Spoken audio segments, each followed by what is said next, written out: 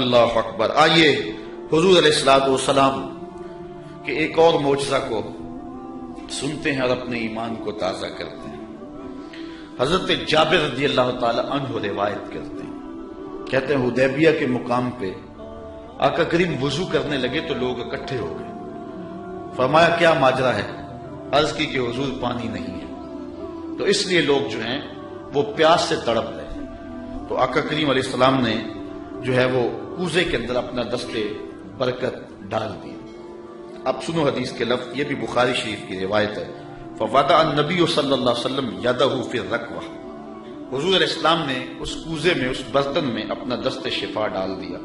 فجعل الماء یفور بین اصابعہ کامثال العیون، حضور کی انگلیوں سے پانی یوں پھوٹتا تھا جس طرح چشمے نکلتے تھے، یوں پانی پھوٹ رہا ہے۔ قالا فشربنا وتوضانا، کہا کہ ہم نے پانی پیا بھی اور وضو بھی کیا۔ قیل لجابر کم کنتم، راوی نے حضرت جابر سے بھی پوچھا کتنے کو لوگ تھے تم؟ قالا لو کنا مئۃ الف لکفانا، کہا لاکھ بھی ہوتے تو کافی تھا، لاکھ بھی ہوتے تو کافی تھا۔ کنا خمسہ عشرۃ مئہ، لیکن ہم تھے جو ہیں وہ 1500، لیکن اگر وہ لاکھ بھی ہوتے تو وہ پانی کم نہ پڑتا۔ یہاں اعلی حضرت کا اسلوب پھر دیکھیے، آپ فرماتے انگلیاں ہیں فیض پر، ٹوٹے ہیں پیاسے جھوم کر، انگلیاں ہیں فیض پر، ٹوٹے ہیں پیاسے جھوم کر، ندیاں پنجاب رحمت کی ہیں جاری واہ واہ، ندیاں پنجاب رحمت کی ہیں جاری واہ واہ۔ حضرت انس روایت کرتے ہیں، قال نعى النبی صلی اللہ علیہ وسلم زیدا وجعفرا وابن رواحہ للناس قبل ان یاتیہم خبرہم، جنگ موتا پر حضرت نبی رحمت صلی اللہ علیہ وسلم نے صحابہ کو روانہ کیا۔ یہ 8 ہجری کو جنگ ہوئی ہے، مسلمانوں کی تعداد صرف 3000 اور ہرکل کے سپاہیوں کی تعداد 1 لاکھ، 3000 1 لاکھ کے مقابلے میں آئے۔ شام میں یہ جنگ گمسان کی لڑی جا رہی ہے، جنگ وہاں ہو رہی ہے اور حضور ہے مدینے میں، اور آقا کریم یہاں بیٹھ کے جنگ کے واقعات سنا رہے ہیں، جنگ کے واقعات سنا رہے ہیں۔ تو حضور نے ارشاد فرمایا کہ اخذ الرایۃ زید فاصیب، فرمایا جھنڈا اب حضرت زید نے پکڑ لیا، جھنڈا لشکر اسلام کا حضرت زید نے پکڑا ہے۔ پھر فرمایا کہ وہ شہید کر دیے گئے۔ ثم اخذ ابن رواحہ فاصیب، پھر فرمایا عبداللہ ابن رواحہ نے پکڑا جھنڈا، پھر فرمایا وہ بھی شہید کر دیے گئے۔ وَعَيْنَاهُ تَذْرِفَانِ، حضور یہ بیان کرتے جا رہے تھے اور آنکھوں سے آنسو ٹپک رہے تھے۔ پھر اس کے بعد حضور نے فرمایا حَتَّى أَخَذَ الرَّایَةَ سَيْفٌ مِّن سَيُوفِ اللَّهِ، یعنی خالد بن الولید، فرمایا اب اللہ کی تلواروں میں سے ایک تلوار خالد بن ولید نے پکڑ لیا ہے۔ حَتَّى فَتَحَ اللَّهُ عَلَيْهِمْ، یہاں تک کہ اللہ تعالیٰ نے ان کو فتح عطا فرمایا۔ بیٹھے مدینے میں ہیں، نظر کہاں ہے؟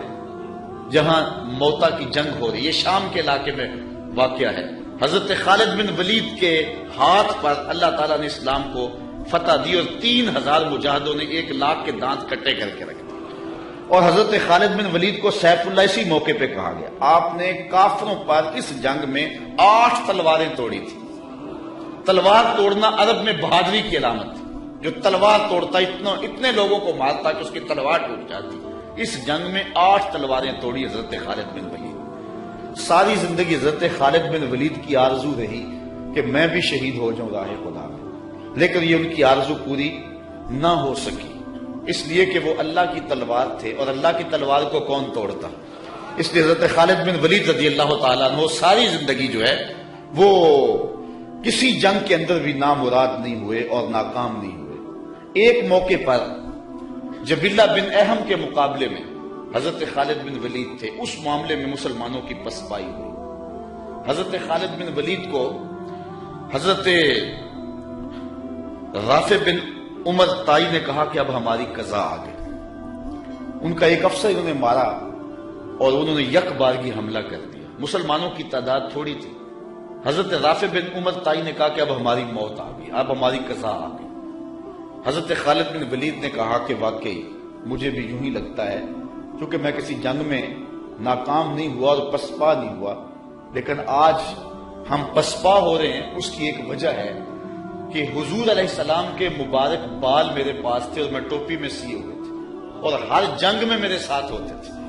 آج میں ٹوپی گھر بھول آیا ہوں، اور یہ مصیبت جو ہمارے اوپر پڑی ہے اس لیے کہ میرے پاس آج وہ حضور علیہ السلام کے معجز نما بال جو ہیں آج وہ موجود نہیں ہے۔ لیکن بندہ مٹ نہ جائے آقا پہ تو وہ بندہ کیا ہے، بے خبر ہو جو غلاموں سے ہو آقا کیا ہے۔ دور طیبہ سے جب بھی میں تڑپا کبھی، ان کو حالات کی سب خبر ہو گئی۔ حضور حضرت ابو عبیدہ کو خواب میں ملے اور فرمایا خالد پہ مشکل بنی اور تم یہاں سو رہے۔ وہ فوراً اٹھے اور اعلان کروا دیا، کہا جلدی تیار ہو جاؤ، حضرت خالد کی مدد کو پہنچنا۔ راتوں رات لشکر تیار ہوا اور حضرت خالد بن ولید رضی اللہ تعالی عنہ کی مدد کے لیے لشکر چل پڑا۔ انہوں نے دیکھا کہ ایک نقاب پوش سوار ہے جو لشکر سے ہٹ کر کے چل رہا ہے۔ امیر لشکر نے کہا کہ ذرا اس شخص کو دیکھو یہ کون ہے، کوئی جاسوس نہ ہو۔ جب مجاہد اس کے پاس گئے، اس نے کہا کہ پیچھے ہٹ جاؤ، میں کوئی غیر نہیں ہوں، میں حضرت خالد بن ولید کی بیوی ہوں۔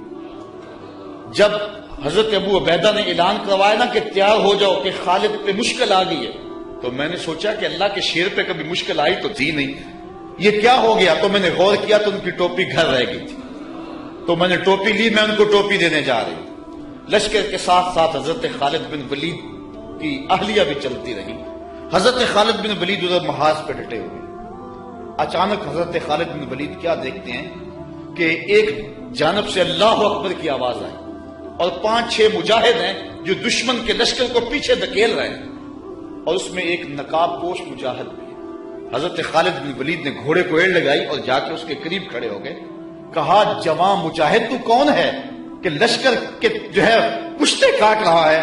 اس نے تھوڑا سا نقاب سرکا کے کہا انا زوجتو کا ام تمیم، میں تمہاری بیوی ام تمیم ہوں، اور تم حضور کے بالوں والی ٹوپی بھول آئے تھے، میں وہ تمہیں دینے آئی ہوں۔ تو انہوں نے وہ ٹوپی ان کو پیش کی تو اللہ نے اسی دن حضرت خالد بن ولید کو فتح عطا فرمائی۔ یہ حضور علیہ الصلوۃ والسلام کے منہ مبارک کا موقع ہے۔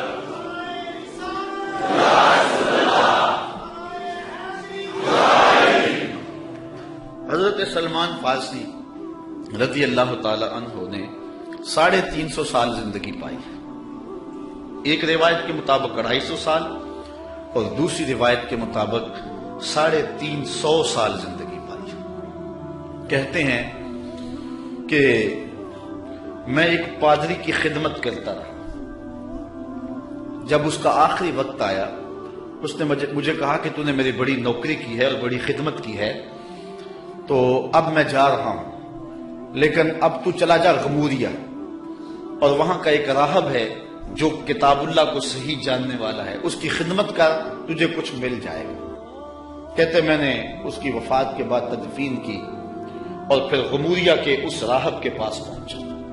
ساری زندگی میں نے اس کی نوکری کی۔ جب وہ فوت ہونے لگا اس نے مجھے کہا کہ اب میں اس دنیا سے جا رہا ہوں، تو نے بہت زیادہ میری خدمت کی، میں تجھے ایک پتے کی بات بتاؤں، اب تو چلا جا مدینے میں، یثرب میں، یہ نبی آخر الزمان کی ہجرت گاہ ہوگا، اور وہاں جا کے اس کا انتظار کر، اب وہ آنے والے، ان کے آنے کا وقت بالکل قریب آ گیا۔ کہتے میں نے اس کو کہا کہ مجھے کیسے پتا چلے گا کہ یہ نبی ہے، کوئی شخص بھی تو دعویٰ کر سکتا ہے۔ کہا 3 نشانیاں ہوں گی، ایک تو یہ ہے کہ صدقہ قبول نہیں کرے گا، دوسری نشانی ہدیہ قبول کرے گا، تیسرا 2 کندھوں کے درمیان مہر نبوت ہوگی۔ کہتے میں نے وہاں سے رخت سفر باندھا، راستے میں ایک قافلے کو کہا کہ تم مجھے اپنے ساتھ لے جاؤ، انہوں نے مجھے تنہا سمجھ کے مجھے گرفتار کر لیا۔